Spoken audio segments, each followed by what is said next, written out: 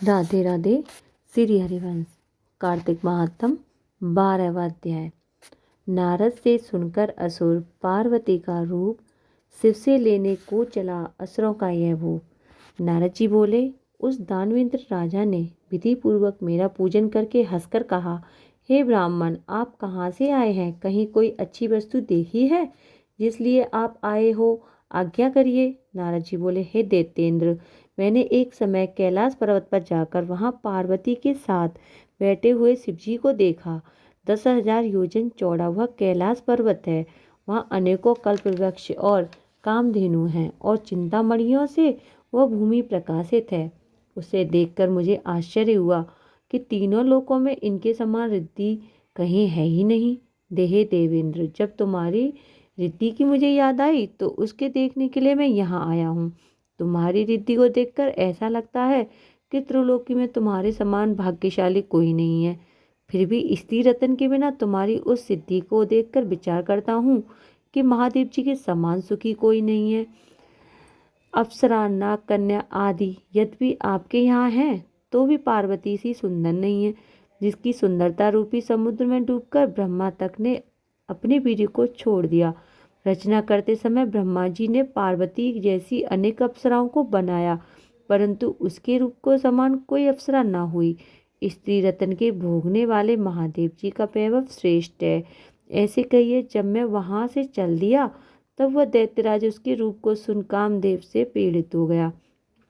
तब भगवान की माया से मोहित होकर सिंह के पुत्र राहु को उसने महादेव जी के पास भेजा। उज्ज्वल चंद्रमा के समान कैलाश को क्षीण चंद्रमा की तरह अपने काले रंग से रंग कर वह राहु वहां गया। नंदी से निवेदन करने के बाद वह राहु महादेव जी के पास पहुंचा और बोला, हे वृषध्वज, त्रिलोकी के स्वामी रत्नेश्वर जलंधर की आज्ञा सुनो।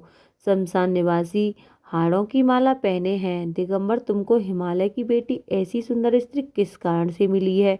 मैं रत्नों का स्वामी हूँ। वह स्त्रियों में रत्न मेरे ही योग्य है, तुम जैसे भिखारी के योग्य नहीं है। नारद जी बोले, राहु के ऐसा कहते ही महादेव जी की भ्रुकुटी से भयंकर जैसा एक पुरुष पैदा हो गया। सिंह के समान जिसका मुख है, लहलहाती जीभ है, नेत्रों में ज्वाला है, ऊपर को केस है, सूखा शरीर है, ऐसे वह दूसरा नृसिंह लगता था। जब वह राहु को पकड़ के खाने लगा तब शिवजी ने इसका निषेध किया कि वह मारने योग्य नहीं है, यह दूत है और पराधीन है, छोड़ दो। यह वचन सुनकर राहु को आकाश में छोड़ दिया गया। फिर महादेव जी की उस पुरुष ने प्रार्थना की। पुरुष बोला, मुझको बहुत भूख लगी है, हे देव, मैं क्या खाऊं? शिव जी बोले, तू अपने हाथ पैर का मांस खा ले। नारद जी बोले, शिव जी की आज्ञा से उस पुरुष ने अपने ही हाथ पांवों का मांस खा लिया। अब उसका केवल सिर ही बाकी रह गया। यह देखकर शिव जी प्रसन्न होकर उस भयंकर पुरुष से बोले, हे कीर्तिमुख, तू सदा मेरे द्वार पर रह। नारद जी बोले, उसी दिन से कीर्तिमुख देवताओं के द्वार पर रहने लगा। जो पहले कीर्तिमुख का पूजन नहीं करते हैं उनका पूजन वृथा है। उससे छोड़ा गया राहु बर्बर स्थल पर गिरा, इसी से बर्बर नाम से प्रसिद्ध है। फिर उस राहु ने अपना द्वितीय जन्म समझकर जलंधर के पास जाके ये सब बातें कहीं। 12वां अध्याय समाप्त। राधे राधे। श्री हरिवंश।